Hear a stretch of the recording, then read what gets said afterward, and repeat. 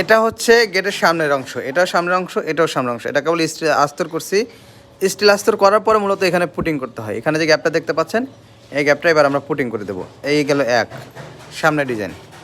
আর গেটটা তো মানে ওদিক ফিরে রাখা, এটা হচ্ছে পিছনের অংশ, এটা হচ্ছে ভিতরের অংশ, যেখানে যে হ্যাজ বল সিকিউরিটি সব ভিতরে। কিন্তু যখন আমি পাল্লাটা খুলবো, এই পাল্লাটা খুলি,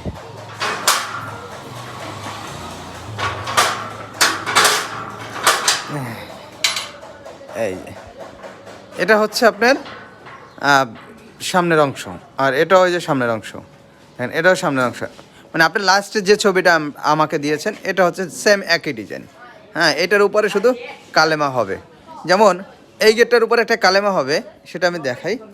এই যে এখানে রাখা আছে, এই মাঝের যে অংশটুকু স্কোয়ারে দেখতে পাচ্ছেন, এই অংশটুকু হচ্ছে কিন্তু আমি গোল্ডেন করে দিয়েছি। এবং এই বাকি যে অংশটা, এটাও কিন্তু দেখেন স্টিল আস্তর করা আছে, আপনি দেখলে বুঝতে পারবেন ক্লিয়ার।